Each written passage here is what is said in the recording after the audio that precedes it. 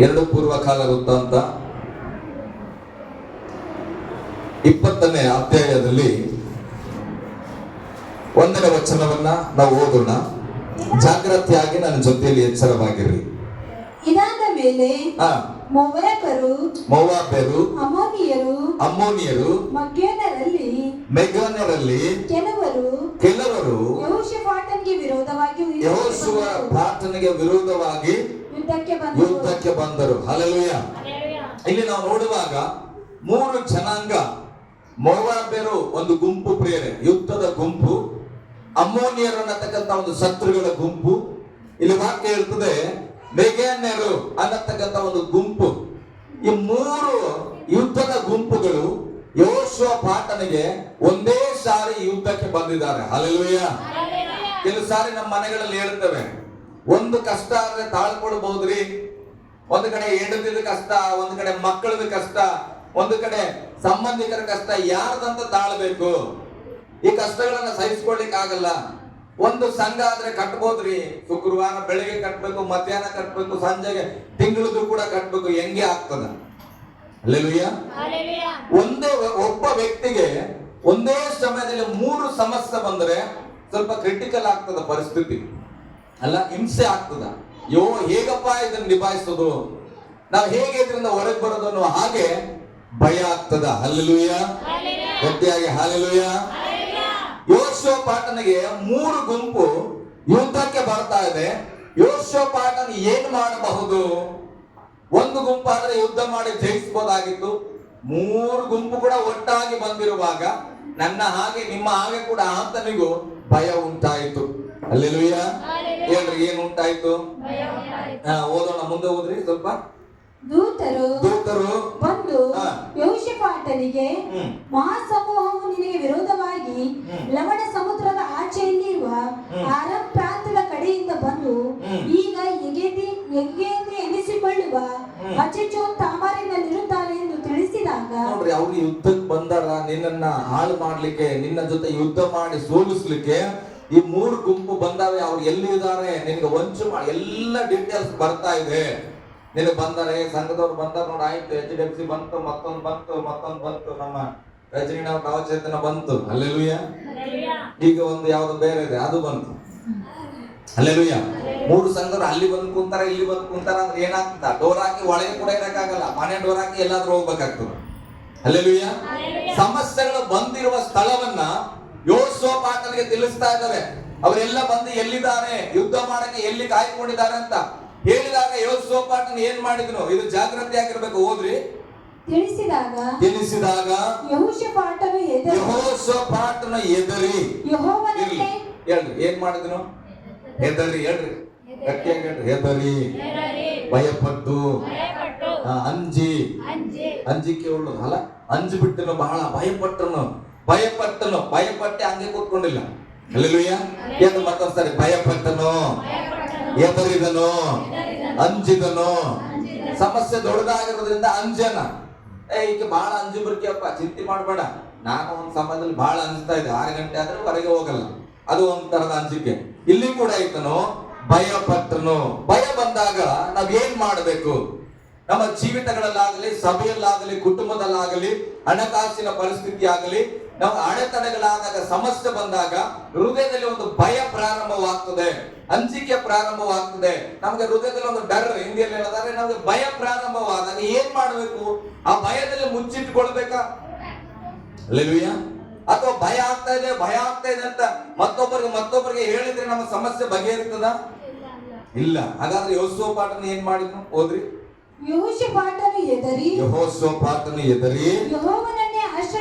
ಯೆಹೋವನನ್ನೇ ಆಶ್ರಯಿಸಿಕೊಳ್ಳಬೇಕೆಂದು ನಿರ್ಣಯಿಸಿಕೊಂಡು ಯೆಹೂದ್ಯರೆಲ್ಲರೂ ಉಪವಾಸ ಮಾಡಬೇಕೆಂದು ಪ್ರಕಟಿಸಿದನು. ಹಲ್ಲೆಲೂಯ. ಅವನಿಗೆ ಸಮಸ್ಯೆ 3 ಕಡೆಯಿಂದ ಬಂದಿದೆ. ಆತನಿಗೆ ಭಯ ಉಂಟಾಗಿದೆ. ಆ ಭಯದಲ್ಲಿ ಆತನ ಒಂದು ನಿರ್ಧಾರ ಮಾಡ್ತಾನೆ, ನಾವೇನ್ ಮಾಡ್ಬೇಕೀಗ? ದೇವರನ್ನ ಆಶ್ರಯಿಸಿಕೊಳ್ಳಬೇಕು. ಹಲ್ಲೆಲೂಯ. ಸಭೆಯಲ್ಲಿ ಅನೇಕ ಸಮಸ್ಯೆಗಳು ಬಂದವು, ಅನೇಕ ಹೋರಾಟಗಳು ಬಂದವು, ಕುಟುಂಬದಲ್ಲಿ ಸಮಸ್ಯೆ ಬಂದವು. ದೇವರು ನಮ್ಮ ಹೃದಯದಲ್ಲಿ ಹಾಕಿದ ಮಗ, ಉಪವಾಸದ ದಿನಗಳು ಬರ್ತಾ ಇದೆ, ಯಾಕೆ ಭಯ ಪಡುತ್ತಿ? ಹಲ್ಲೆಲೂಯ. ಅದಕ್ಕೆ ಏನ್ ಮಾಡಿದ್ವಿ, ಯೆಹೋಶುವ ಪಾಟನಂತೆ ಹೆದರಿಕೊಂಡವರಾಗಿದ್ದರೂ ಕೂಡ ಹೆದರಿಕೊಂಡು ಅಲ್ಲೇ ಇರದೆ ದೇವರನ್ನ ಆಶ್ರಯ ಮಾಡಿಕೊಳ್ಳಬೇಕೆಂಬುದಾಗಿ ನಾನು ಕೂಡ ನೀವು ಕೂಡ ಯೆಹೋಶುವ ಪಾಟನ ಹಾಗೆ ನಾವೇನ್ ಮಾಡಿದ್ವಿ, ಗುಂಪಾಗಿ ಉಪವಾಸವನ್ನ ತೆಗೆದುಕೊಂಡೆವು. ಹಲ್ಲೆಲೂಯ. ಒಂದು ಆಮೇಲೆ ಉಪವಾಸ ಇದ್ದವರು. ಹಲ್ಲೆಲೂಯ. ಇದು ಯಾತಿಗಾಗಿ ಉಪವಾಸ ತೆಗೆದುಕೊಂಡಿದ್ದು? ಯೆಹೋವನನ್ನ ಆಶ್ರಯಿಸಿಕೊಳ್ಳುವುದಕ್ಕೆ ಉಪವಾಸ ತೆಗೆದುಕೊಂಡಿದ್ದು. ನಾನು 21 ದಿನ ಉಪವಾಸ ಇದ್ದೆ. ಅಷ್ಟು ಬಹಳ ಸ್ಟ್ರಾಂಗ್ ಹಂಗೆ ತೋರಿಸ್ಕೊಳಕ. ನಾನು ನೀರು ಕುಡುದಿಲ್ಲ, ಬಹಳ ಸ್ಟ್ರಾಂಗ್. ಹಲ್ಲೆಲೂಯ. ನಾನು ನೀರು ಕುಡಿತಾನೆ, ಒಂದು ಚಾಯ್ ಕುಡಿತಾನೆ, ನನ್ನ ಬಲಹೀನತೆ. ಹಲ್ಲೆಲೂಯ. ಕುಡಿಬಾರದು, ಕುಡಿಬೇಡ್ರಿ. ಕುಡಿಬೇಕು ಅನ್ಸಿದ್ರೆ ನೀವು ಕುಡಿರಿ, ನಿಮ್ಮ ಮನಸ್ಸು, ನಿಮ್ಮ ಮನಸ್ಸು ಉಪವಾಸ. ಆದ್ರೆ ಈ ಉಪವಾಸ ಕೂತ್ಕೊಳ್ಳುವಾಗ ಯಾಕೆ ಕೂತ್ಕೊಳ್ತೇವೆ ಇದು ಗೊತ್ತಿರ್ಬೇಕು. ನಾವು ಚಾಯ್ ಕುಡಿದೇ ಇರೋದಕ್ಕೂ ನೀರು ಕುಡಿದೇ ಇರೋದಕ್ಕೂ ಉಪವಾಸ ಕೂತಿಲ್ಲ. ಉಪವಾಸ ಕೂತಿದ್ದು ದೇವರನ್ನ ಆಶ್ರಯಿಸಿಕೊಳ್ಬೇಕು.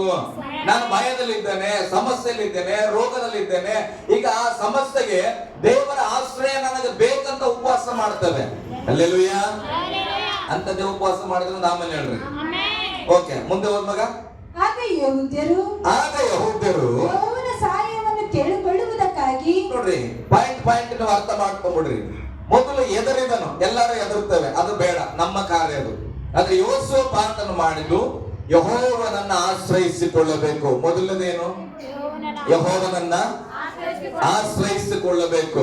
ಯೆಹೋವನನ್ನ ಆಶ್ರಯಿಸಿಕೊಳ್ಳಬೇಕಂತ ಅವ್ರು ಮಾಡಿದ ನಿರ್ಧಾರ ಉಪವಾಸ ಮಾಡಬೇಕು. ಹೇಳ್ರಿ, ಎರಡನೇದಾಗಿ ಉಪವಾಸ ಮಾಡಬೇಕು. ಆಮೇಲೆ ಮೂರನೇದು ಏನು ಇವಾಗ ಈಗ ಯೆಹೂದ್ಯರು ಯೆಹೋವನ ಸಹಾಯವನ್ನ ಕೇಳುವುದಕ್ಕಾಗಿ ಅವ್ರು ಉಪವಾಸ ಮಾಡ್ತಾರದು. ದೇವರೇ, ನಿನ್ನ ಆಶ್ರಯ ನನಗೆ ಬೇಕಪ್ಪ, ದೇವರೇ ನಿನ್ನ ಸಹಾಯ ನನಗೆ ಬೇಕು. ಹಲ್ಲೆಲೂಯ. ಒಬ್ಬರ ಹತ್ರ ಎಲ್ಲಿ ಕೇಳಕ್ ಹೋಗ್ತೇವೆ ಅಂದ್ರೆ, ನಿನ್ನ ಹತ್ರ ಒಂದು 10,000 ರೂಪಾಯಿ ಯಾರ ಹತ್ರ ಹೋಗಿ ಒಂದು 1,000 ರೂಪಾಯಿ ಸಾಲ ಕೊಡ್ರಿ ಅಂತ ಕೇಳ್ತೀರಾ? ಇಲ್ಲ. ಯಾಕೆ? ನಿನ್ನ ಹತ್ರ ಇದೆ. ಒಬ್ಬರ ಹತ್ರ ಎಲ್ಲಿ ಕೇಳಕ್ ಹೋಗ್ತಾ ಇದೀನಿ ಅಂದ್ರೆ ನಿಮ್ ಜೇಬ್ ಖಾಲಿ ಆಗಲ್ಲ. ನನ್ಗೇನ್ ಮಕ್ಕಳ ಹಣ ಅದ, ಅದು ನಿಮ್ಮ ಹತ್ರ 1,000 ರೂಪಾಯಿ ಕೊಡ್ರಿ ಅಂತ ಕೇಳದಂಗ ಇರ್ತದೆ ಕೆಲವ್ರು ಪ್ರಾರ್ಥನೆ ಕರೆ. ಹಲ್ಲೆಲೂಯ. ಬೇಜಾರಾಗಲ್ಲ, ಸತ್ಯ ಮಾತಾಡಿದ್ರೆ ಬೇಜಾರಾಗಲ್ಲ. ಹಲ್ಲೆಲೂಯ. ಬೇಜಾರು ಆಗ್ಬಾರ್ದು. ನಮ್ಗೆ ಏನಿಲ್ಲ ರೀ, ಸುಮ್ಮನೆ ಉಪವಾಸ ಇದ್ದೀನಿ, ಸುಮ್ಮನೆ ಇರ್ಬೇಡ್ರಿ. ಸುಮ್ಮನೆ ಉಪವಾಸ ಯಾಕಿರ್ತೀರಿ? ಊಟ ಮಾಡ್ರಿ, ಚೆನ್ನಾಗಿ ಆರೋಗ್ಯವಾಗಿರ್ರಿ. ಹಲ್ಲೆಲೂಯ. ನಮ್ಗೇನ್ ಅಂತ ಕಷ್ಟ ಇಲ್ಲ, ನಾವೇನ್ ದೇವ್ರ ಹತ್ರ ಕೇಳ್ಬೇಕಾಗಿದ್ದು ಏನಿಲ್ಲ. ಸುಮ್ಮನೆ ಉಪವಾಸ ಇದ್ದೇವೆ, ನಡೀತದ. ನಾವು ವಾಕ್ಯ ಓದಿಲ್ಲ ಅಂತ ಉಪವಾಸ ಯಾಕೆ ಮಾಡ್ತೇವಪ್ಪ? ಹಲ್ಲೆಲೂಯ. ಉಪವಾಸದ ಉದ್ದೇಶ ದೇವರ ಆಶ್ರಯವನ್ನ ಪಡೆದುಕೊಳ್ಳೋದು, ದೇವರನ್ನ ನಾವು ಸಹಾಯವನ್ನ ಕೇಳುವಂಥದ್ದು. ಇಲ್ಲಿ ವಾಕ್ಯ ಹೇಳ್ತಾ, ಅದಕ್ಕೆ ಅವ್ರು ಹೇಳ್ತಾ ಇದ್ರೆ ದೇವರನ್ನ ಆಶ್ರಯ ಮಾಡಿಕೊಳ್ಳೋಣ, ಉಪವಾಸ ಮಾಡೋಣ, ದೇವರಿಂದ ಸಹಾಯವನ್ನ ಕೇಳೋಣ. ಹೇಳು, ದೇವರ ಸಹಾಯಕ್ಕಾಗಿ. ಮುಂದೆ ತಮ್ಮ ಎಲ್ಲ ಪಟ್ಟಣಗಳಿಂದ ಆತನ ಸನ್ನಿಧಿಯಲ್ಲಿ ಕೂಡಿ ಬಂದರು. ನಾನು ಕಳೆದ ಸಾಲ ಕೂಡ ಹೇಳಿದೆ, ಸರ್ ಉಪವಾಸ ನೀವು ಮಾಡಂಗಿದ್ರೆ ನಿಮ್ಮಷ್ಟಕ್ಕೆ ನೀವು ಮಾಡಬೇಕು. ಯಾಕೆ ಇಲ್ಲಿ ಹೇಳಿದ್ರಿ, ಅನೌನ್ಸ್ಮೆಂಟ್ ಮಾಡಿದ್ರಿ ಅಂದ್ರೆ, ಇದು ನನಗೆ ದೇವರ ನನ್ನ ಕಿಡ್ನಿ ಸಮಸ್ಯೆ ಇಲ್ಲಿದೆ, ನಾನು ಗುಣಪಡಿಸಂತ ನಾನು ಉಪವಾಸ ಮಾಡಿಲ್ಲ. ಹಲ್ಲೆಲೂಯ. ನನಗೆ ಊಟಕ್ಕೆ ಗತ್ತಿಲ್ಲ ಸ್ವಾಮಿ, ಊಟ ಕೊಡಂತ ಮಾಡಿಲ್ಲ. ಈ ಉಪವಾಸ ಸಭೆಯ ಕುಟುಂಬಗಳಿಗಾಗಿ, ಹಲ್ಲೆಲೂಯ, ಅವರ ಪಟ್ಟಣ ಬದಲಾವಣೆಗಾಗಿ. ಹಾಗಾದ್ಮೇಲೆ ಇಲ್ಲಿ ವಾಕ್ಯ ಯೆಹೋಶುವ ಪಾಟನಿಗೆ ಒಬ್ಬನಿಗೆ ವಿರುದ್ಧವಾಗಿ ಬಂದಾರ ಯುದ್ಧ ಮಾಡಕ್ಕೆ. ಯೆಹೋಶುವ ಪಾಟನ್ ಲೀಡರ್, ಆದ್ರೆ ಇಡೀ ಅವನ ಗುಂಪಿಗೆ ಶತ್ರುಗಳು ಬಂದಾರ. ಅದಕ್ಕೆ ಯೆಹೋಶುವ ಪಾಟನ್ ಹೇಳಿದ್ರು, ಒಬ್ಬನು ಉಪವಾಸ ಮಾಡಿಲ್ಲ, ಆತನ ಪಟ್ಟಣಗಳಿಗೆಲ್ಲ 7 ಕಳಿಸಿ ಯೆಹೂದ್ಯರು ಎಲ್ಲರನ್ನ ಸೇರಿಸಿದ್ರಂತ. ಹೇಳ್ರಿ, ಗುಂಪು ಸೇರಬೇಕು. ಯೆಹೋವನ ಸಹಾಯ ಕೇಳುವಾಗ ಏನ್ ಸೇರ್ಬೇಕು? ನಾನು ಈ ಕಡೆ ನನಗೆ ಒಂದು ಪ್ರಾರ್ಥನೆ ಮಾಡ್ತೇನೆ, ನನ್ನ ಹೆಂಡತಿ ಆ ಕಡೆ ಆಕೆ ಒಂದು ಗುಂಪಿಲ್ಲದ ಉಪವಾಸ ನೆರವೇರಲ್ಲ. ಹಲ್ಲೆಲೂಯ. ಅದಕ್ಕೆ ಬೈಬಲ್ ಅಲ್ಲಿ ಒಂದು ವಚನ ಹೇಳ್ಬಿಡ್ತು, ಒಂದು ವಿಷಯಕ್ಕೆ ಇಬ್ಬರು ಏಕ ಮನಸ್ಸಿಂದ ಪ್ರಾರ್ಥನೆ ಮಾಡ್ರಿ. ಕುಟುಂಬದ ಐಕ್ಯತೆಯಲ್ಲಿ ಪ್ರಾರ್ಥನೆ ಮಾಡಬೇಕು. ನಾನು ಊರವರೆಲ್ಲ ಸೇರಿಸ್ರಿ ಅಂತ ಹೇಳಿ ನಿನ್ನ ಮನೆಗೆ ಕುಟುಂಬವಾಗಿ ಪ್ರಾರ್ಥನೆ ಮಾಡುವಾಗ ಒಂದು ಗುಂಪಾಗಿ ಪ್ರಾರ್ಥನೆ ಮಾಡಿ, ಸಭೆಯಾಗಿ ಪ್ರಾರ್ಥನೆ ಮಾಡುವಾಗ ಒಂದು ಗುಂಪಾಗಿ ಒಂದು ಮನಸ್ಸಿಂದ ಮಾಡ ಸಭೆಗೆ ದೇವರು ಅದ್ಭುತವನ್ನ ಮಾಡ್ತಾನ. ಹಲ್ಲೆಲೂಯ. ಓಕೆ, ಮುಂದೆ ಹೋದ ಮಗ. ಇನ್ನು ಯೆಹೂದ್ಯರು ಯೆರೂಸಲೇಮಿನವರು ಯೆಹೋವನ ಆಲಯದ ಹೊಸ ಪ್ರಾಕಾರದಲ್ಲಿ ಸಭೆಯಾಗಿ ನೆರೆದು ಬಂದಾಗ. ಏನ್ ಪ್ರಕಾರ? ಏನ್ ಪ್ರಕಾರ ಅಂತ? ಹಳೆ ಪ್ರಕಾರದಲ್ಲಿ ಇವ್ರು ಉಪವಾಸ ಮಾಡಿಲ್ಲ ಅಲ್ಲ? ಬರ್ತದ ಬೈಬಲ್ ಹಂಗೆ ಹೋದ್ರಿ. ಈಗ ಯೆಹೋವನ ಆಲಯದ ಹೊಸ ಪ್ರಾಕಾರದಲ್ಲಿ ಸಭೆಯಾಗಿ ನೆರೆದು ಬಂದಾಗ ಯೆಹೋಷಾಫಾಟನು ಅದರ ಮುಂದುಗಡೆಯಲ್ಲಿ ನಿಂತು ಯೆಹೋವನೇ ನಮ್ಮ ಪಿತೃಗಳ ದೇವರೇ ಪರಲೋಕದಲ್ಲಿ ದೇವರಿಗೆ ಆಗಿರುವ ಆತನು ನೀನಲ್ಲವೋ ನೀನು ಜನಾಂಗಗಳ ಎಲ್ಲ ರಾಜ್ಯಗಳನ್ನು ಆಳುವವನಾಗಿರುತ್ತೆ. ನಿನ್ನ ಹಸ್ತದಲ್ಲಿ ಬಲ ಪರಾಕ್ರಮಗಳಿರುತ್ತವೆ. ನೋಡ್ರಿ, ದೇವರ ಹಸ್ತದಲ್ಲಿ ಬಲ ಪರಾಕ್ರಮಗಳು ಇರುತ್ತವೆ. ನಿನ್ನೆದುರಿನಲ್ಲಿ ಯಾರೂ ನಿಲ್ಲಲಾರರು. ಒಂದು ನಂಬಿಕೆ ನಮಗೆ ಬರ್ಬೇಕು. ಯೆಹೋಷಾಫಾಟನಿಗೆ ಒಂದು ಗೊತ್ತು, ಉಪವಾಸ ಮಾಡಕ್ಕಿಂತ ಮುಂಚೆ, ದೇವರ ಸಹಾಯ ಕೇಳಕ್ಕಿಂತ ಮುಂಚೆ, ದೇವರಲ್ಲಿ ಪ್ರಾರ್ಥನೆ ಮಾಡಕ್ಕಿಂತ ಮುಂಚೆ ಅವನಿಗೆ ಒಂದು ಗೊತ್ತು, ನನ್ನ ದೇವರ ಮುಂದೆ ಯಾರು ನಿಲ್ಲಕ್ಕಾಗಲ್ಲ. ಹಲ್ಲೆಲೂಯ. ನೀನು ಉಪವಾಸ ಮಾಡೋದು ನಿನ್ಗೆ ಆ ಧೈರ್ಯ ಇರಬೇಕು. ನನ್ನ ದೇವರ ಮುಂದೆ ಆ ಮಾಟ ಮಂತ್ರ ನಿಲ್ಲಕ್ಕಾಗದು. ನನ್ನ ದೇವರ ಮುಂದೆ ಆ ಸಮಸ್ಯೆ ನಿಲ್ಲಕ್ಕಾಗಲ್ಲ. ನನ್ನ ದೇವರ ಮುಂದೆ ಆ ಕುಡುಕುತನ ನಿಲ್ಲಕ್ಕಾಗಲ್ಲ. ಈ ವಿಶ್ವಾಸದಲ್ಲಿ ನೀನು ಉಪವಾಸ ಇದ್ರೆ ನೀನು ಜಯ ಕಾಣ್ತೀಯ. ಉಪವಾಸ ಪ್ರಾರ್ಥನೆ ಮಾಡ್ತೀಯ, ಕಣ್ಣೀರಿಡ್ತೀಯ, ಮತ್ತೆ ಅನ್ಕೊಳ್ತೀಯ ದೇವರು ಬಿಡುಗಡೆ ಮಾಡ್ತಾನೋ ಇಲ್ವೋ. ಹಲ್ಲೆಲೂಯ. ಆದ್ರೆ ಯೆಹೋಷಾಫಾಟನ ಉಪವಾಸ ತಗೊಂಡಿಲ್ಲ, ಇನ್ನ ನಿರ್ಧಾರ ಮಾಡ್ಯಾರ. ನಾವೆಲ್ಲ ಉಪವಾಸ ಇರಬೇಕು, ಆಶ್ರಯ ತೆಗೆದುಕೊಳ್ಬೇಕು, ಸಹಾಯ ಕೇಳಕ್ಕೆ ಹೋಗ್ತಾ ಇದ್ದೇವೆ. ಹೋಗುವುದಕ್ಕಿಂತ ಮುಂಚೆ ಆತನ ವರ್ಣನೆ ಮಾಡ್ತಾನೆ. ಪರಲೋಕದಲ್ಲಿ ಇರುವ ದೇವರು, ಸರ್ವವನ್ನ ಸೃಷ್ಟಿ ಮಾಡಿದ ದೇವರು, ನಿನ್ನ ಮುಂದೆ ಯಾರು ನಿಲ್ಲಲಾರರು ಅಂತ ಆಮೇಲೆ ಹೇಳ್ರಿ. ಹಲ್ಲೆಲೂಯ. ನಾನು ಅದಕ್ಕೆ ಒಂದೊಂದ್ಸಲಿ ಹೆಮ್ಮೆದು ಹೇಳ್ಕೊಡ್ತೇನೆ, ನನ್ನ ಮುಂದೆ ಯಾರು ನಿಲ್ಲಕ್ಕಾಗಲ್ಲ ಅಂತ. ಯಾಕೆ ಹೇಳ್ರಿ? ನನ್ನೊಳಗಡೆ ಯೇಸು ನಾನು ಅನ್ಕೊಳ್ಳೆ, ನನಗೆ ವಿರುದ್ಧವಾಗಿ ನಿಲ್ತಾ ಇಲ್ಲಪ್ಪ ಅನ್ಕೊಳ್ತಾ ಇರ್ಬೋದು. ಅರಸು ನಾನು ಅಂದು ಮಾಡ್ತೇನೆ, ನನ್ನ ಮನಸ್ಸಲ್ಲಿ ಅನ್ಕೊಳ್ತೇನೆ, ನಾನು ಎಷ್ಟು ಅಂತೀಯ. ಹಲ್ಲೆಲೂಯ. ನೀನ್ ನನಗೆ ವಿರುದ್ಧವಾಗಿ ಬರ್ತಾ ಇಲ್ಲ, ನನ್ನೊಳಗಿರುವ ದೇವರಿಗೆ ವಿರುದ್ಧವಾಗಿ ಬರ್ತಾ ಇದೆಯಾ. ಹಲ್ಲೆಲೂಯ. ಮನಸ್ಸಲ್ಲಿ ಫೀಲ್ ಮಾಡ್ಬೇಕ್ರಿ ಅದನ್ನ. ನಾನು ಅದಕ್ಕೆ ಕೇಳ್ತೇನೆ, ಪ್ರಾರ್ಥನೆ ಮಾಡ್ಬೇಕು, ಫೀಲ್ ಮಾಡ್ಬೇಕು. ಮನೆ ದಿವಸ ಇದು ಬಂದ್ ಮಾಡ್ಬೇಕು, ಸ್ವಲ್ಪ ಗಟ್ಟಿಯಾಗಿ ಒಂದು ಆಮೇಲೆ ಹೇಳ್ರಿ. ಹಲ್ಲೆಲೂಯ. ಓಕೆ, ಇಲ್ಲಿ ವಾಕ್ಯ ನಾವು ಹೇಳ್ತಾ ಇದ್ದೆ, ಅವರ ಪ್ರಾರ್ಥನೆಗೆ ಕೂತ್ಕೊಳ್ಳೋಕ್ಕಿಂತ ಮುಂಚೆ ದೇವರು ಎಷ್ಟು ಬಲವುಳ್ಳವನು, ಎಷ್ಟು ಸರ್ವಶಕ್ತನ ಅಂತ ತಿಳ್ಕೊಂಡು ಉಪವಾಸ ಕೂತಿದ್ದಾನೆ. ಆತನ ಮುಂದೆ ಹೋಗುವಾಗ ನಾನು ಅವನ ತರ ಇಲ್ಲ, ಪರೀಕ್ಷೆ ಅಂತಾರ ನಾನಿಲ್ಲ, ನಾನು ಏನು ಸುಂಕದವನ್ ತರ ನಾನು ಹಿಂಗೆಲ್ಲ ಉಪವಾಸಕ್ಕೆ ಹೋಗ್ಬೇಡ್ರಿ. ನಾನು ಕೇಳಿದ್ದೇವೆ, ನನ್ನನ್ನು ನಾನು ತೋರ್ಸಪ್ಪ ಮೊದಲು, ಸಭೆಯ ಬಗ್ಗೆ ಆಮೇಲೆ ನಾನು ಲೆಕ್ಕ ಮಾಡ್ತಾನೆ. ನಾನು ಏನಾಗಿನಿ, ನನ್ನ ಮನಸ್ಸು ಹೆಂಗಿದೆ, ನನ್ನ ಒಳಗೆ ಹೆಂಗಿದ್ದೇನೆ, ನನ್ನನ್ನು ಒಂದ್ಸರಿ ಚಿತ್ರಿಸು, ನನ್ನ ತೋರ್ಸು ಅಂತ. ಹಲ್ಲೆಲೂಯ. ಅವಾಗ ದೇವ್ರು ತೋರಿಸಿದ್ರು, ನನಗೂ ಭಯ ಆಗಿದೆ. ನಾನು ಉಪವಾಸ ಪ್ರಾರ್ಥನೆ ಮಾಡಿದ್ರೆ ದೇವ್ರು ನನ್ನನ್ನು ತಿರುಗಿ ಕಟ್ಟಾನೆ. ಹಲ್ಲೆಲೂಯ. ಹಲ್ಲೆಲೂಯ. ಇಲ್ಲಿ ವಾಕ್ಯದಲ್ಲಿ ಹೇಳಿದ್ರೆ ಆತನ ನಿನ್ನ ಮುಂದೆ ಯಾರು ನಿಲ್ಲಲಾರರು. ಹೇಳ್ರಿ, ದೇವರ ಮುಂದೆ ಯಾರು ನಿಲ್ಲಲಾರರು. ಹಲ್ಲೆಲೂಯ. ಓಕೆ, ಮುಂದೆ ಸ್ವಲ್ಪ ಓದೋಣ. ನಮ್ಮ ದೇವರಾದ ನೀನು ನಿನ್ನ ಪ್ರಜೆಗಳಾದ ಇಸ್ರಾಯೇಲರ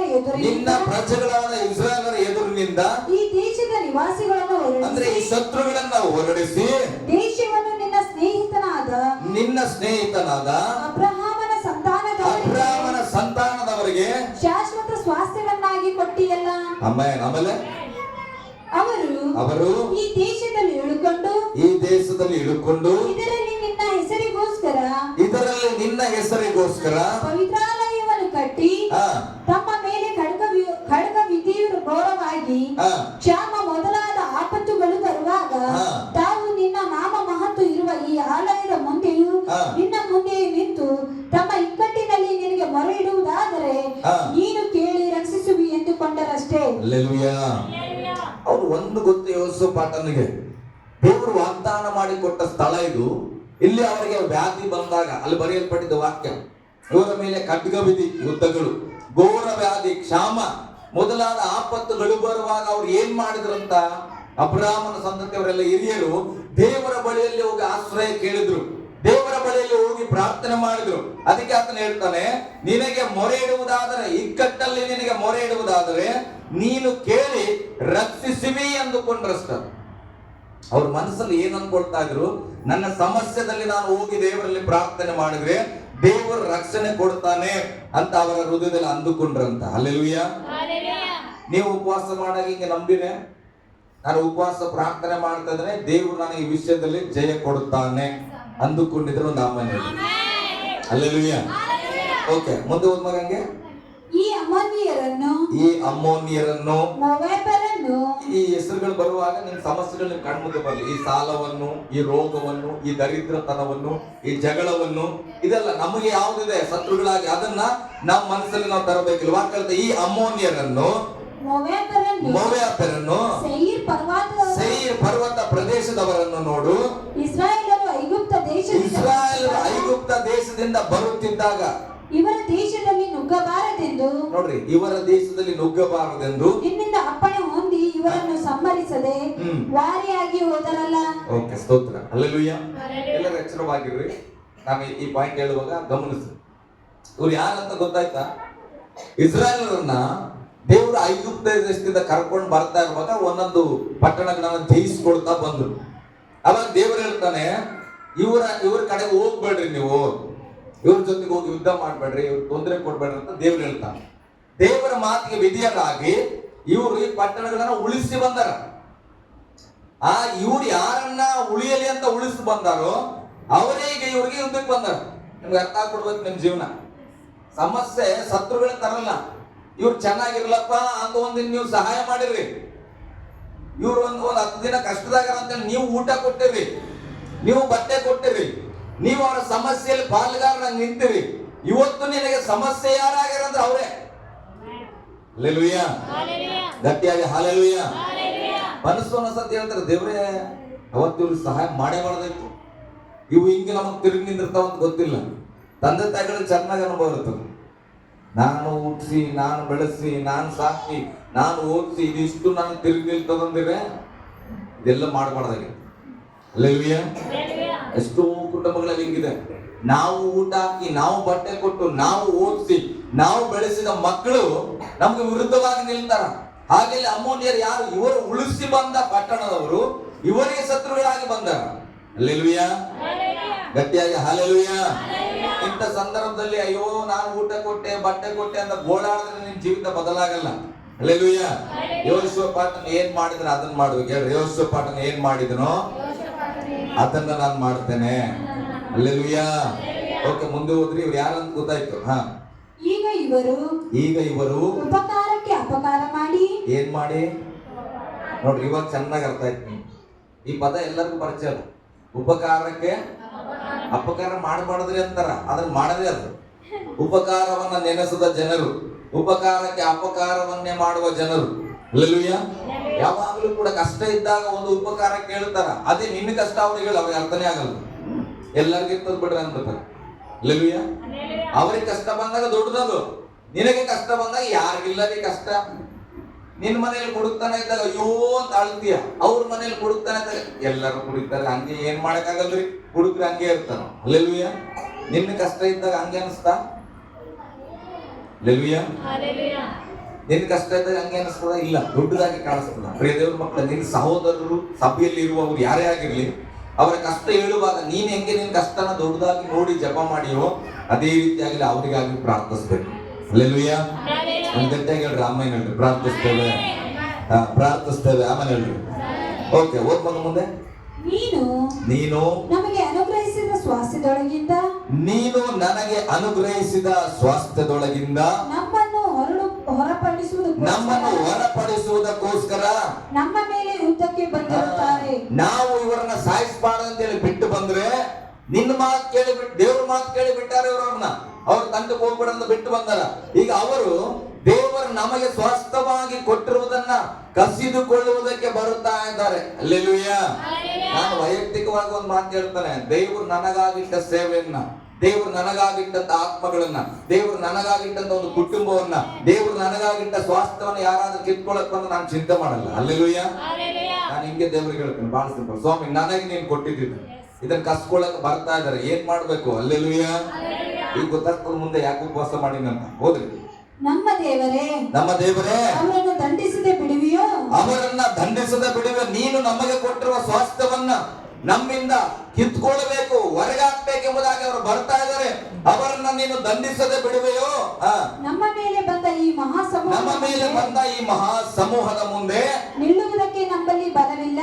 ಅವನು ನಾನು ಹೊಡೆದಾಕ್ತೇನೆ ಅಂತ ಹೇಳ್ತಾರೆ ಯೆಹೋಷಾಫಾಟನು. ಅವನು ಹೇಳ್ತಾನೆ, ಅವರ ಮುಂದೆ ನಿಲ್ಲಕ್ಕೆ ನಮ್ಗೆ ಏನಿಲ್ಲ. ಮತ್ತೆ ಮಗ ಏನಿಲ್ಲ, ಬಲ ಇಲ್ಲ. ಹಲ್ಲೆಲೂಯ. ಆಕೆಗೆ ಬಹಳ ಇಷ್ಟ ಈ ವಾಕ್ಯ. ಒಂದು 5-6 ವರ್ಷಗಳ ಹಿಂದೆ ಇದನ್ನ ಬೇರೆ ರೀತಿಯಾಗಿ ಪ್ರಸಂಗಿಸಿದ್ದೇನೆ. ಹಾಗೆ ಯಾವಾಗ ಕೂಡ ಹೇಳ್ತಾರೆ, ಆ ಮೆಸೇಜ್ ನನಗೆ ಬಹಳ ಅದ್ಭುತವಾದದ್ದು. ಹಲ್ಲೆಲೂಯ. ಏನಿಲ್ಲ ಅವರ ಮುಂದೆ ನಿಲ್ಲೋದಕ್ಕೆ, ನಮಗೆ ಬಲ ಇಲ್ಲ. ನಾವು ಸೂರ್ಯರಂತ ಹೋಗ್ತಾ ಇಲ್ಲ ಇವರು, ನಾವು ಧೈರ್ಯ ಪೈಲ್ವಾನ್ಗಳು ಹೊಡೆದಾಕ್ತೇವೆ ಅಂತ ಹೋಗ್ತಾ ಇಲ್ಲ. ನಮಗೆ ಬಲ ಇಲ್ಲ. ಹೇಳ್ರಿ, ನಮಗೆ ಬಲ ಇಲ್ಲ. ಸಮಸ್ಯೆದ ಎದುರುಗಡೆ ಹೋರಾಡಕ್ಕೆ ಭಯ ನಮಗೆ, ನಾವು ಬಲಹೀನರಾಗಿದ್ದೇವೆ. ಆದ್ರೂ ಕೂಡ ಒಂದು ನಿರೀಕ್ಷೆ ಉಂಟು. ಹೋದ್ರಿ, ಏನು ಮಾಡಬೇಕೆಂದು ತಿಳಿಯದು. ನೋಡ್ರಿ, ನಮ್ಮ ಹತ್ರ ಬಲ ಕೂಡ ಇಲ್ಲ, ಏನ್ ಮಾಡ್ಬೇಕು ಈ ಸಮಸ್ಯೆಗೆ ಅಂತ ತಿಳಿಯದೆ ಹೋಗಿದೆ. ನಮ್ಮ ಕಣ್ಣುಗಳು ನಿನ್ನನ್ನೇ ನೋಡುತ್ತವೆ. ಆದ್ರೆ ಒಂದೇ ಅಂತಾನೆ, ನನಗೆ ಬಲ ಇಲ್ಲ, ನನಗೆ ಏನ್ ಮಾಡ್ಬೇಕು ಗೊತ್ತಾಗ್ತಿಲ್ಲ. ಆದ್ರೆ ಒಂದು ಗೊತ್ತು, ನನ್ನ ಕಣ್ಣುಗಳು ನಿನ್ನನ್ನ ನೋಡುತ್ತವೆ. ಹಲ್ಲೆಲೂಯ. ನಿನಗೆ ಏನ್ ಮಾಡ್ಬೇಕು ಅಂತ ಗೊತ್ತಾಗ್ತಾ ಇಲ್ಲ. ಕುಟುಂಬದಲ್ಲಿ ಸಮಸ್ಯೆಯಿಂದ ಹೊರಗೆ ಬರಕ್ಕೆ ನಿನಗೆ ಶಕ್ತಿ ಇಲ್ಲ. ಆದ್ರೆ ಒಂದು ನಿನಗೆ ಚೆನ್ನಾಗಿ ಗೊತ್ತಿರಲಿ, ಆ ಸಮಸ್ಯೆಗಳ ಮಧ್ಯದಲ್ಲಿ ನಿನ್ನ ಕಣ್ಣು ದೇವರನ್ನ ನೋಡುವುದನ್ನ ಕಲಿಯಬೇಕು. ದೇವರನ್ನ ನೋಡುವ ಮಕ್ಕಳು ಯಾವತ್ತೂ ಅವಮಾನ ಪಟ್ಟಿಲ್ಲ. ಹಲ್ಲೆಲೂಯ. ಗಟ್ಟಿಯಾಗಿ ಹಲ್ಲೆಲೂಯ. ಯೆಹೋಶುವ ಪಾಠ ಹೇಳ್ತಾರೆ, ಅಯ್ಯ ನನಗೊಂದು ಗೊತ್ತು, ಏನ್ ಗೊತ್ತಾ, ನನ್ನ ಕಣ್ಣು ನಿನ್ನನ್ನ ನೋಡುತ್ತವೆ. ಹೋದ್ರಿ ಮುಂದೆ. ಆಮೇಲೆ ನಮ್ಮ ಕಣ್ಣುಗಳು ನಿನ್ನನ್ನೇ ನೋಡುತ್ತವೆ, ನನ್ನ ಕಣ್ಣುಗಳು ನಿನ್ನನ್ನೇ ನೋಡುತ್ತವೆ ಎಂದು ಪ್ರಾರ್ಥಿಸಿದನು. ಎಲ್ಲಾ ಯೆಹೂದ್ಯರು ಅವರ ಹೆಂಡತಿ ಮಕ್ಕಳು ಯೆಹೋವನ ಸನ್ನಿಧಿಯಲ್ಲಿ ನಿಂತಿದ್ದರು. ಈ ಜಪ ಮಾಡೋ ವ್ಯಕ್ತಿ ಒಬ್ಬ.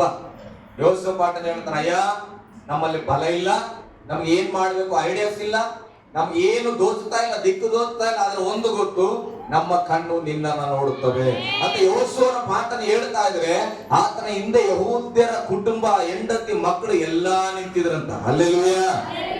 ನಾನು ಕೇಳ್ತಾನೆ, ನಿನ್ನ ಮನೇಲಿ ಕಷ್ಟ ಇದೆ, ನಿನ್ನ ಮನೇಲಿ ಸಮಸ್ಯೆ ಇದೆ, ನಿಮ್ಮಪ್ಪ ಯೋಚನೆ ಮಾಡ್ತಾ ಇರ್ತಾನೆ, ನನ್ನ ಮನೇಲಿ ಬಹಳ ಕಷ್ಟ ಇದೆ, ನನ್ಗೆ ದುಃಖ ಇದೆ, ಸಾಲ ಇದೆ, ಮತ್ತೊಂದು ಕಷ್ಟ ಅಂತೇಳಿ ನಿಮ್ಮಪ್ಪ ಅಳ್ತಾ ಇರ್ತಾನ. ನಿಮ್ಮಪ್ಪ ಅಳ್ತಾ ಒಂದು ಪ್ರಾರ್ಥನೆ ಮಾಡ್ತಾ ಇರ್ತಾನ. ನಿಮ್ಮಪ್ಪ ಹೇಳ್ತಾನ, ನಾನು ಯೆಹೋವನನ್ನೇ ನೋಡ್ತಾನೆ. ನಿಮ್ಮಪ್ಪನ ಕಷ್ಟಕ್ಕೆ ನೀನು ಮಗನಾಗಿ, ಸೊಸೆಯಾಗಿ, ಅಥವಾ ಹೆಂಡತಿಯಾಗಿ, ಮೊಮ್ಮಕ್ಕಳಾಗಿ, ನೀವ್ ಯಾವತ್ತಾರು ನಿಮ್ ತಾತನ ಕಷ್ಟಕ್ಕಾಗಿ ನಿಮ್ ಕಣ್ಣುಗಳು ದೇವ್ರ ಕಡೆ ನೋಡಿದನ?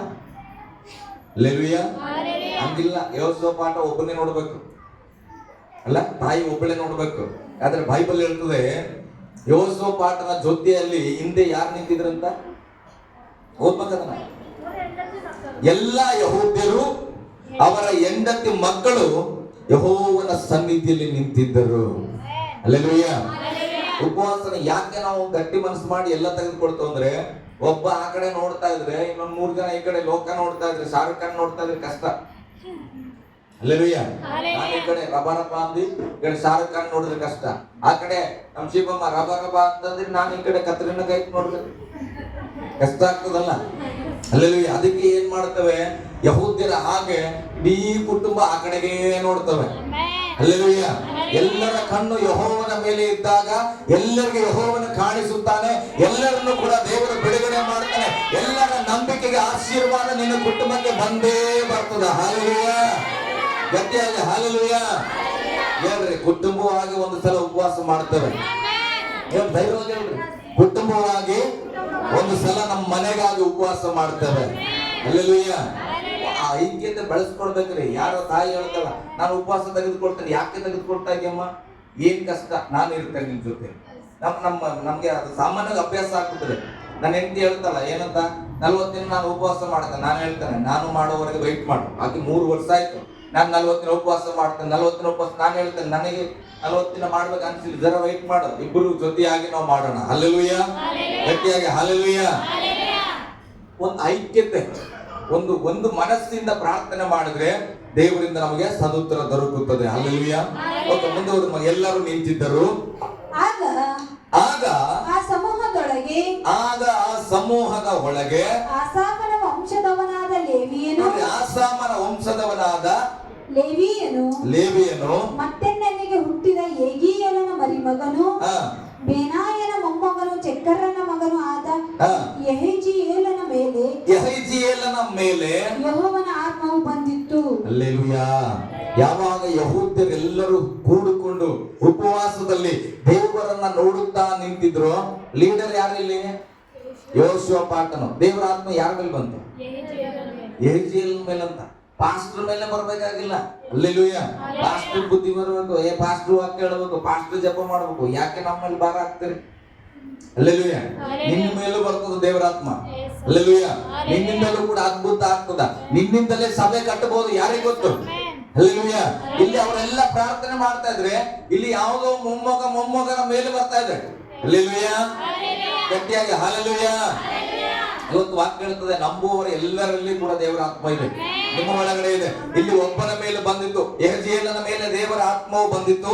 ಆಮೇಲೆ ಅವನು ಎಲ್ಲ ಯೆಹೂದ್ಯರೇ ಯೆರೂಸಲೇಮಿನವರೇ ಅರಸನಾದ ಯೆಹೋಷಾಫಾಟನೇ ಯೆಹೋವನು ಹೇಳುವುದನ್ನು ಕೇಳಿರಿ. ಯಾರು ಹೇಳೋದು ಕೇಳಬೇಕು? ಅಲ್ಲಿ ಯೆಹೋಷಾಫಾಟ ಹೇಳೋದು ಬೇಕಾಗಿಲ್ಲ. ಈಗ ಲೀಡರ್ ಹೇಳೋದು ಬೇಡ, ಅಲ್ಲಿ ಯಾರೋ ಹಿರಿಯ ಮನಸ್ಸು ಹೇಳೋದು ಬೇಡ. ಈಗ ಒಬ್ಬ ಮೊಮ್ಮಗನ ಮೇಲೆ ಯೆಹೂದ್ಯನ ಮೇಲೆ ದೇವರ ಆತ್ಮ ಬಂದಿದೆ, ಅವ ಹೇಳ್ತಾನೆ ಈಗ ದೇವರು ಹೇಳೋದನ್ನ ಕೇಳ್ರಿ. ಎಲ್ಲರೂ ಹೇಳು, ದೇವರು ಹೇಳೋದನ್ನ ಕೇಳಬೇಕು. ಯಾರ ಮಾತು ಕೇಳಿಲ್ಲ ಅಂದ್ರೆ ಯಾರು ಕೇಳಬೇಕು? ಓಕೆ, ದೇವ್ರ ಮಾತು ಕೇಳಬೇಕು. ಮುಂದೆ ಈ ಮಹಾ ಸಮೂಹದ ನಿಮಿತ್ತವಾಗಿ ಕಳವಳಗೊಳ್ಳಬೇಡಿರಿ. ಓಕೆ, ಮೊದಲು ದೇವರ ಆತ್ಮ ಬಂದು ಇವರಿಗೆ ಹೇಳ್ತಾ ಇದೆ, ಕಳವಳಗೊಳ್ಳಬೇಡ್ರಿ. ಪಕ್ಕದಲ್ಲಿ ಕೈ ಕೊಟ್ಟಿರಿ, ಕಳವಳಗೊಳ್ಳಬೇಡ್ರಿ. ಎರಡನೇದಾಗಿ ಹಂಗೆ ಹೇಳ್ಕೊಡ್ರಿ, ಕೈ ಅಲ್ಲಾಡ್ಸಿ ಕೈ. ಎದುರ್ಬೇಡ್ರಿ, ಸಾಲಕ್ಕೆ ಎದುರ್ಬೇಡ್ರಿ, ರೋಗಕ್ಕೆ ಎದುರ್ಬೇಡ್ರಿ, ಕುಡುಕತನಕ್ಕೆ ಎದುರ್ಬೇಡ್ರಿ. ಆಮೇಲೆ ಯುದ್ಧವು ನಿಮ್ಮದಲ್ಲ, ದೇವರದೇ. ಹಲ್ಲೆಲೂಯ. ಯಾಕೆ ನೀನು ಕಳವಳಗೊಳ್ಳಬೇಡ, ಯಾಕೆ ನೀನು ಭಯ ಪಡಬೇಡ ಅಂದ್ರೆ ಈ ಯುದ್ಧ ನಿನ್ನದಲ್ಲ, ದೇವರದು. ಹಲ್ಲೆಲೂಯ. ನೀ ಎಲ್ಲಿವರೆಗೆ ಯುದ್ಧ ನನ್ನದು ಅನ್ಕೊಳ್ತೀವ, ನಿನ್ನಿಂದ ಜಯಿಸಕ್ಕಾಗಲ್ಲ. ನೀನು ಬಲಹೀನನು, ಏನ್ ಮಾಡ್ಬೇಕು ಗೊತ್ತಿಲ್ಲ. ಒಂದು ನಿನಗೆ ಗೊತ್ತಿರಲಿ, ದೇವರನ್ನ ನೋಡು, ದೇವರು ಹೇಳೋದನ್ನ ನೀನು ಕೇಳು. ಹಲ್ಲೆಲೂಯ. ಓಕೆ, ಯಾರ್ದು ಯುದ್ಧ? ದೇವರದು. ಗಟ್ಟಿಯಾಗಿ ದೇವರದು ಯುದ್ಧ. ಸೇವೆ ಯಾರ್ದು? ನಾನು ಮನೆಯಲ್ಲಿ ಇರ್ಬೇಕಾ? ಅಲ್ಲೆಲೂಯ. ಮುಂದೆ ಹೋಗೋಣ. ನಾಳೆ ಬೆಳಗ್ಗೆ ಅವರಿಗೆ ವಿರೋಧವಾಗಿ ಹೊರಡಿರಿ. ಯಾರಿಗೆ ವಿರುದ್ಧವಾಗಿ? ಆ ಮೂವರು ಗುಂಪುಗಳ ಶತ್ರುಗಳಿಗೆ ವಿರುದ್ಧ. ಯುದ್ಧ ನಂದೇ. ದೇವರು ಹೇಳ್ತಾರೆ, ಯುದ್ಧ ನನ್ನದು, ನಿಮ್ಮದಲ್ಲ. ಭಯ ಪಡಬೇಡ್ರಿ, ಕಳವಳ ಪಡಬೇಡ್ರಿ. ನಾಳೆ ಬೆಳಗ್ಗೆ ಎದ್ದು ಉಪವಾಸ ಮುಗಿತಂತೇಳಿ ಮನೆಗೆ ಹೋಗಿ ಮಕ್ಕಂಡ್ರೆ ಮತ್ತೆ ನಾಳೆ ಬೆಳಗ್ಗೆ ಏನ್ ಮಾಡ್ಬೇಕು? ಎದ್ದು ಅಲ್ಲೆಲೂಯ ಶತ್ರುಗಳಿಗೆ ವಿರುದ್ಧವಾಗಿ ಹೋಗ್ಬೇಕು. ಆಮೇಲೆ ಹೇಳ್ರಿ, ಓದ್ ಮಗ. ಈಗೋ ಅವರು ಅಚ್ಚುಕಟ್ಟದ ಮಾರ್ಗವಾಗಿ ಬರುತ್ತಾರೆ. ಶತ್ರುಗಳು ಎಲ್ಲಿಂದ ಬರುತ್ತಾ ಇದ್ದಾರೆ? ದೇವರಲ್ಲಿ ನೀನು ಉಪವಾಸ ಮಾಡುವಾಗ, ಪ್ರಾರ್ಥನೆ ಮಾಡುವಾಗ ನಿನ್ನ ಕುಟುಂಬದ ಶತ್ರು ಎಲ್ಲಿಂದ ಬರ್ತಾ ಇದ್ದಾನೆ? ಸಮಸ್ಯೆ ಎಲ್ಲಿಂದ ಬರ್ತಾ ಇದೆ? ಸಭೆಯಲ್ಲಿ ಸಮಸ್ಯೆ ಎಲ್ಲಿಂದ ಬರ್ತಾ ಇದೆ? ಹಣಕಾಸಿಗೆ ಸಮಸ್ಯೆ ಎಲ್ಲ ಆಗ್ತಾ ಇದೆ? ಇದನ್ನ ದೇವರು ನಿನಗೆ ತಿಳಿಸುವನಾಗಿದ್ದಾನೆ. ಅದನ್ನೇ ದರ್ಶನ ಅನ್ನೋದು. ಉಪವಾಸದಲ್ಲಿ ಕೂತಾಗ ಒಂದು ಒಳ್ಳೆಯ ದರ್ಶನ ಆದ್ರೂ ಗೊತ್ತಾಗ್ಬೇಕು, ಇಲ್ಲ ನನ್ನ ಮನೆಯಲ್ಲಿ ಕೆಟ್ಟದ್ದು ಎಲ್ಲಿಂದ ಬರ್ತಾ ಇದೆ ಅದಾದ್ರೂ ಗೊತ್ತಾಗ್ಬೇಕು. ಹಲ್ಲೆಲೂಯ. ಏನು ಗೊತ್ತಾಗಿಲ್ಲ ಅಂದ್ರೆ ಒಂದು ಗೊತ್ತಾಗ್ತದೆ, ಆಸಿಡಿಟಿ ಬಂದಿದೆ, ಗ್ಯಾಸ್ಟ್ರಿಕ್ ಬಂದಿದೆ, ಅಲ್ಲ ಏನು ಮತ್ತೆ BP ಕಮ್ಮಿ ಆಗಿದೆ, ಇದು ಗೊತ್ತಾಗ್ತದ. ಹಲ್ಲೆಲೂಯ. ಅದು ಗೊತ್ತಾಗ್ಬಾರ್ದ್ರೆ ಒಂದು ದೇವರ ಪ್ರಸನ್ನತೆ ನಿನಗೆ ಗೊತ್ತಿರ್ಬೇಕು, ಇಲ್ಲ ನಿನ್ನ ಸಮಸ್ಯೆನ ಒಡಿತಾ ಇರೋದು ಯಾವ ಸಂಗತಿ ಅದು ಗೊತ್ತಾಗ್ಬೇಕು. ಹಲ್ಲೆಲೂಯ. ಓಕೆ, ಹೋದ್ರ ಮಗ. ಅರಣ್ಯದ ಮುಂದಿರುವ ಕಣಿವೆಯ ತುದಿಯಲ್ಲಿ ಅವರನ್ನು ಸಂಧಿಸುವಿರಿ. ಎಲ್ಲಿ ಸಂಧಿಸುವಿರಿ? ಅವರನ್ನ ಸಂಧಿಸುವಿರಿ. ಈ ಸಾರಿ ನೀವು ಯುದ್ಧ ಮಾಡುವುದು ಅವಶ್ಯವಿಲ್ಲ.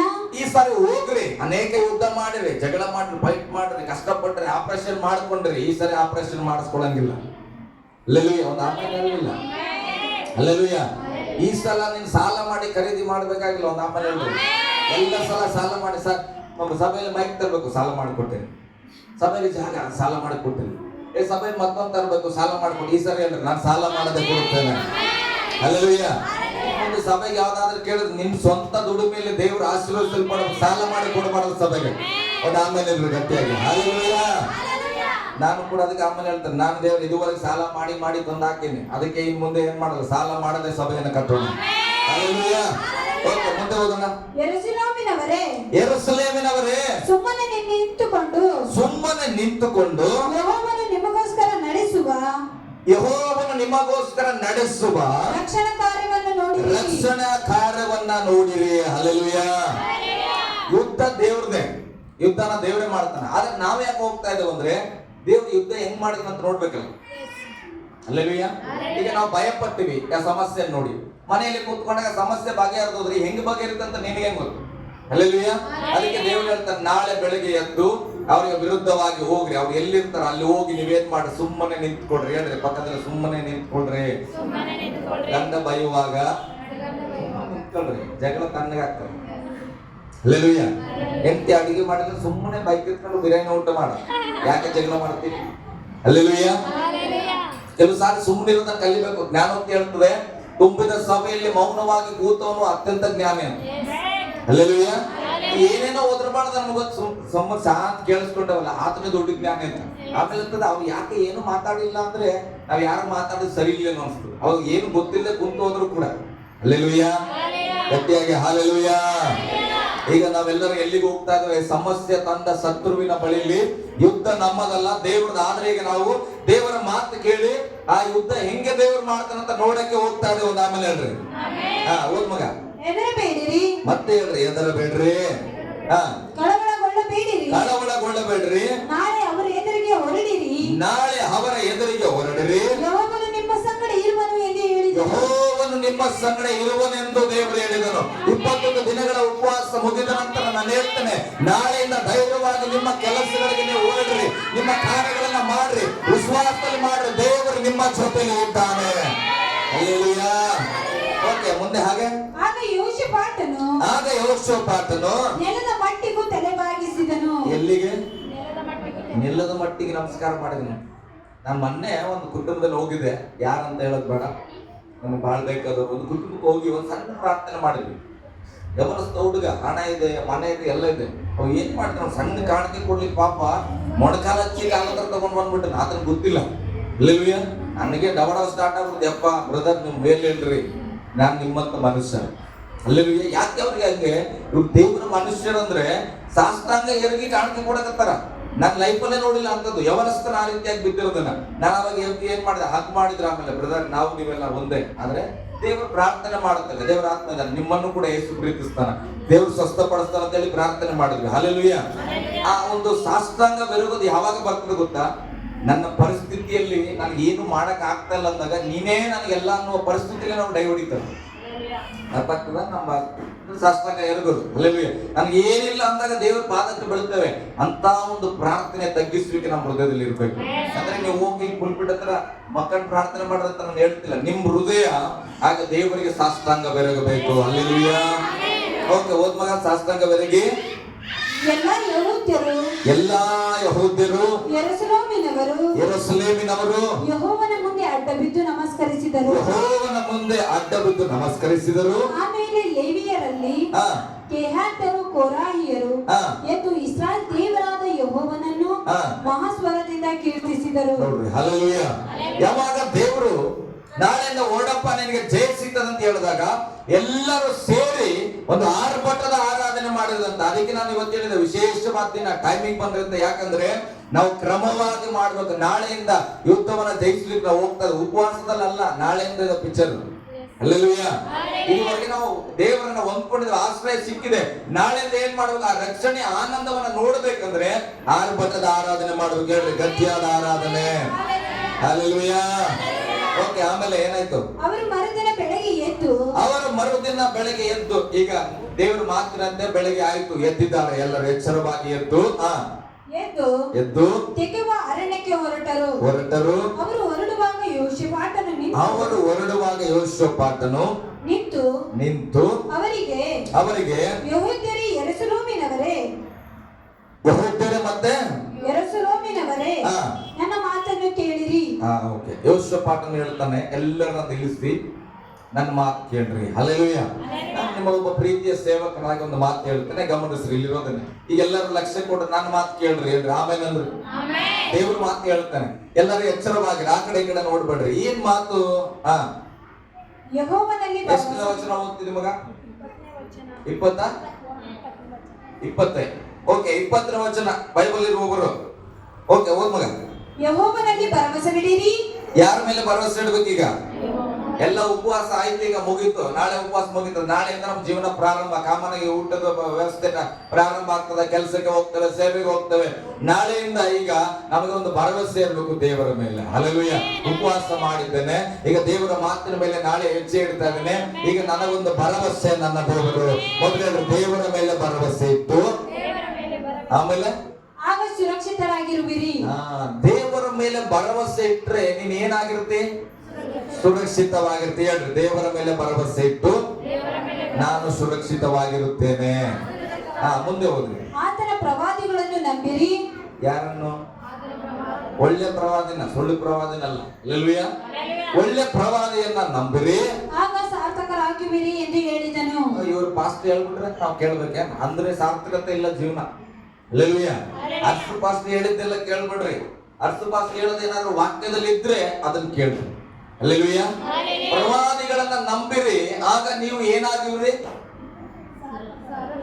ಸಾರ್ಥಕವಾಗುವಿರಿ. ಯೆಹೋವನ ಮೇಲೆ ಭರವಸೆ ಇಟ್ರೆ ಸುರಕ್ಷಿತ.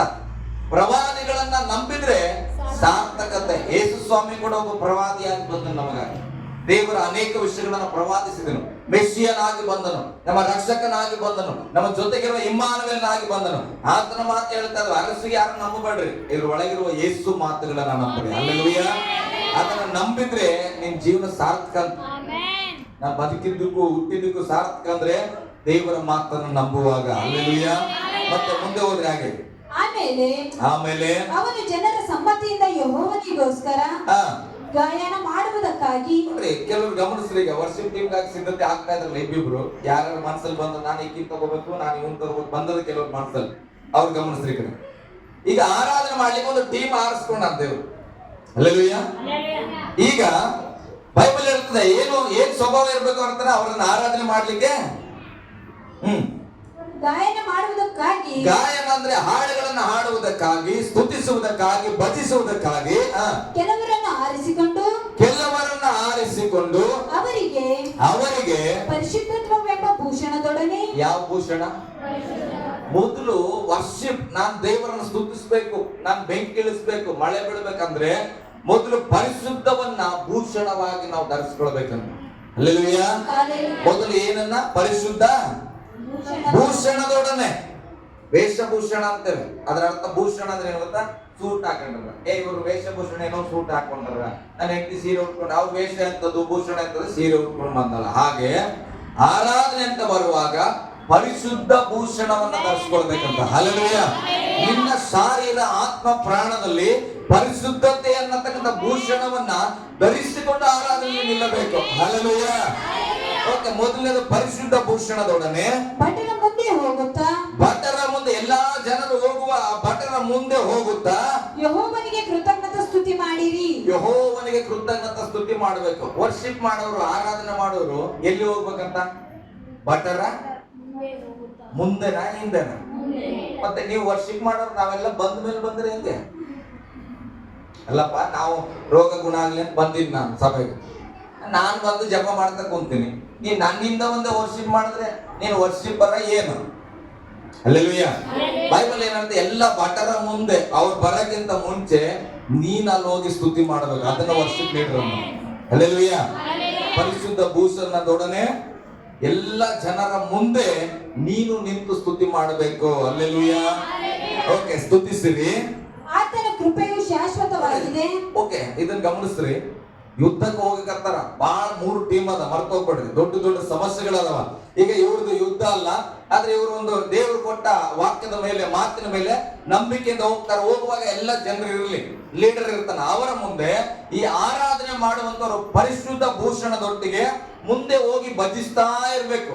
ಯಾವ ಹಾಡ ಹೇಳಬೇಕಂತ ಕೂಡ ಹೇಳ್ಕೊಡ್ತಾನೆ ಯೆಹೋಷಾಫಾಟನು. ಹಲ್ಲೆಲೂಯಾ. ಸಭೆಯಲ್ಲಿ ಏನಾದ್ರೂ ನಾವು ಇಂದಿಂದ ಹಾಡಂಗೆ ನಮ್ಮ ಪಾಸ್ಟ್ ಹೇಳಿದ ಹಾಡನ್ನೇ ಹಾಡ್ಬೇಕು, ನಮ್ಗೆ ಇಷ್ಟ ಬಂದ ಹಾಡಂಗಿಲ್ಲ. ಹಲ್ಲೆಲೂಯಾ. ಕೆಲವು ಸಾರಿ ಕೇಳ್ರಿ, ಆ ಹಾಡಲ್ಲಿ ಏನೋ ಅದ್ಭುತ ಇರ್ತದ ಪ್ರೇಮ, ಆ ಲೈನ್ಸ್ ಗಳಲ್ಲಿ ಏನೋ ಬಿಡುಗಡೆ ಆಗ್ತದ. ಹಲ್ಲೆಲೂಯಾ. ಕೆಲವು ಸಭೆಯ ಪರಿಸ್ಥಿತಿಗಳನ್ನ ನೋಡಿ, ಅಲ್ಲಿ ಬಂದಿರುವವರನ್ನ ನೋಡಿ ಕೆಲವು ಹೀಲಿಂಗ್ ಆಗ್ಬೇಕು, ಅದ್ಭುತಗಳಾಗ್ಬೇಕು. ಅದಕ್ಕಾಗಿ ಆರಾಧನೆ ಬಹಳ ಮುಖ್ಯ. ಹಲ್ಲೆಲೂಯಾ. ಯಾವಾಗ ನಂಗೆ ಇಷ್ಟ ಆಗಿದ್ದ ಹಾಡೆ ಆಡಬಾರ್ದು. ಸಭೆಯಲ್ಲಿ ಒಬ್ಬರು ಬೇರೆದು ಇಷ್ಟ ಇರ್ತದೆ. ಹಲ್ಲೆಲೂಯಾ. ಅದನ್ನು ಕೂಡ ನಾವು ಹಾಡಬೇಕು. ಹಲ್ಲೆಲೂಯಾ. ನಾನು ಅದಕ್ಕೆ ನಮ್ಮ ಅಕ್ಕನಿಗೋಸ್ಕರ ಹಾಡಿದೆ 11 ವರ್ಷದ್ದು. ಹಲ್ಲೆಲೂಯಾ. ನಿಜ ಹೇಳ್ತಾನೆ, ಹಾಗೆ ಹಾಡು ಹಾಡ್ಬಿಟ್ರೆ ಅವ್ರ ಚರ್ಚಲ್ಲಿ ಇದ್ದಂಗೆ ಅನಿಸ್ತದೆ. ಹಲ್ಲೆಲೂಯಾ. ಓಕೆ, ಮುಂದೆ ಹೋದ್ರೆ ಹಾಗೆ ಆತನ ಕೃಪೆಯು ಶಾಶ್ವತವಾಗಿದೆ ಎಂದು ಭಜಿಸಿರಿ. ಏನಂತ ಭಜಿಸ್ಬೇಕಪ್ಪ? ಮುಂದೆ ಏನಾದ್ರು ಬರ್ತದ? ಮತ್ತೆ ಏನಾದ್ರು ಹೇಳ್ಬೇಕಾ? ಆತನ ಕೃಪೆ ಅಷ್ಟೇ ಭಜನೆ ಅವ್ರದ್ದು. ಯುದ್ಧ 3 ತಂಡ ಬಂದದ, ದೊಡ್ಡ ಗುಂಪು ಬಂದದ. ಅವ್ರಿಗೆ ಯುದ್ಧ ಮಾಡಕ್ಕೆ ಧೈರ್ಯ ಇಲ್ಲ ಅಂತ ಹೇಳ್ಯಾರ, ಬಲ ಇಲ್ಲ ಅಂತ ಹೇಳ್ಯಾರ, ಹೆಂಗ ಯುದ್ಧ ಮಾಡ್ಬೇಕಂತ ಗೊತ್ತಿಲ್ಲ ಅಂತ ಕೂಡ ಹೇಳ್ಯಾರ, ಐಡಿಯಾ ಇಲ್ಲ. ಆದ್ರೆ ದೇವರು ಕೊಟ್ಟ ಐಡಿಯಾ, ನಾಳೆ ನೀವು ಶತ್ರುಗಳಿಗೆ ವಿರುದ್ಧವಾಗಿ ಹೋಗ್ರಿ, ಆಯ್ತು ಸ್ವಾಮಿ ಹೋಗ್ತದೆ. ಹೆಂಗೆ ಹೋಗ್ಬೇಕು? ನೀವೆಲ್ಲ ಪರಿಶುದ್ಧ ಭೂಷಣದೊಡನೆ ಮುಂದೆ ನಿಂತ್ಕೊಂಡು ಆರಾಧನೆ ಮಾಡ್ಕೊಳ್ತಾ ಹೋಗ್ರಿ. ಏನಂತ? ಯೆಹೋವನ ಕೃಪೆ ಶಾಶ್ವತವಾದದ್ದು. ಬಹಳ ಸಿಂಪಲ್. ಅವ್ರು ಹೇಳ್ತಾರೆ, ದೇವರ ಕೃಪೆ ಶಾಶ್ವತ, ದೇವರ ಕೃಪೆ ಶಾಶ್ವತ, ದೇವರ ಕೃಪೆ ಶಾಶ್ವತ ಅಷ್ಟೇ. ನಾವು ಹೇಳ್ತಾ ಪ್ರಾರ್ಥನೆ ಮಾಡಕ್ ನನಗೆ ಬರಲ್ಲ, ಇದು ಒಂದೇ ಪ್ರಾರ್ಥನೆ ಮಾಡಕ್, ದೇವರ ಕೃಪೆ ಶಾಶ್ವತವಾದದ್ದು. ಕೃಪೆ ಅಂದ್ರೆ ಏನು? ದೇವರು ಉಚಿತವಾಗಿ ಕೊಡೋದು ಶಾಶ್ವತ ಅಂತ. 5 ವರ್ಷದ ಅನ್ನ ಭಾಗ್ಯ ಅಲ್ಲ ಇದು. ಅಯ್ಯೋ ಸಿದ್ದರಾಮಯ್ಯ ಹೇಳಿದ್ಬಿಟ್ರೆ ಈಗ ಅನ್ನ ಭಾಗ್ಯ ಬರ್ತದಿಲ್ಲ ಗೊತ್ತಿಲ್ಲ, ಗೃಹಲಕ್ಷ್ಮಿ ಬರ್ತದಿಲ್ಲ ಗೊತ್ತಿಲ್ಲ, ಯಾಕೆ? ಅದು ಸಿದ್ದರಾಮಯ್ಯ ಭಾಗ್ಯ. ಆದ್ರೆ ಇಲ್ಲಿ ಬೈಬಲ್ ಹೇಳ್ತದೆ, ಯೆಹೋವನ ಕೃಪೆ, ದೇವರ ಭಾಗ್ಯ ಅದು ಶಾಶ್ವತವಾದದಂತ. ಅಲ್ಲೆಯ ಅದು ಈ ವರ್ಷ ಕೂಡ ಇರ್ತದೆ. ಸಿದ್ದರಾಮಯ್ಯ ಹೋಗಿ ಯಾವ ಇನ್ನೊಂದು ಅಯ್ಯ ಬಂದ್ರು ಕೂಡ ಇರ್ತದೆ. ಅಲ್ಲೆಯ ಬೈಬಲ್ ಹೇಳ್ತದೆ, ಯೆಹೋವನ ಕೃಪೆ ಶಾಶ್ವತವಾದದ್ದು. ದೇವರು ನೀನು ಬದುಕಿರುವವರೆಗೆ ಉಚಿತವಾಗಿ ನಿನಗೆ ಕೊಡ್ಲಿಕ್ಕೆ ಆತನು ಶಕ್ತನಾಗಿದ್ದಾನೆ. ಅಲ್ಲೆಲೂಯ.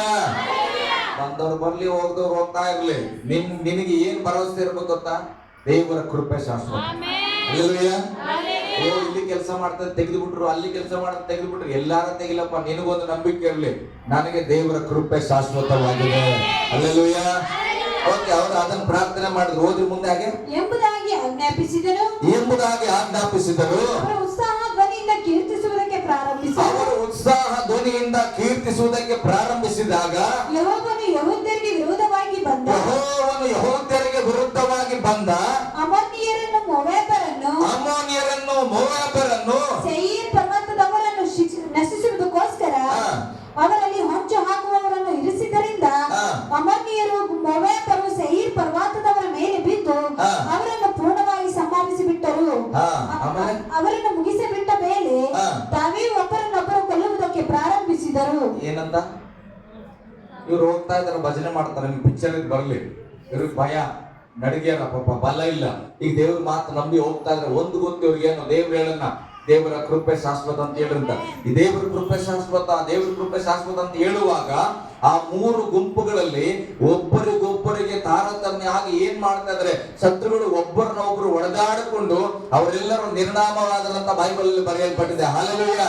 ಇವರು ಯುದ್ಧ ಮಾಡಿಲ್ಲ, ಇವ್ರಿಗೆ ವಿರುದ್ಧವಾಗಿ ಯಾರು ಬಂದಾರ? 3 ಗುಂಪು ಒಂದಾಗಿ ಬಂದಿತ್ತು, ನಾವು ಹೋಗಿ ಯೆಹೋಷಾಫಾಟನನ್ನ ನಾಶ ಮಾಡ್ಬೇಕಂತ. ಆದ್ರೆ ಈಗ ಬೈಬಲ್ ಹೇಳ್ತದೆ, ದೇವರು ಇವರ ಪರವಾಗಿ ನಿಂತಾಗ, ಇವರು ದೇವರ ಕೃಪೆಯನ್ನ ನಂಬಿದಾಗ, ಸತ್ಯವೇದ ಹೇಳ್ತದೆ, ಅವರು ಒಬ್ಬರೊಬ್ಬರು ಒಡೆದಾಡ್ಕೊಂಡು ಸತ್ತು ಹೋದ್ರು. ಹಲ್ಲೆಲೂಯಾ.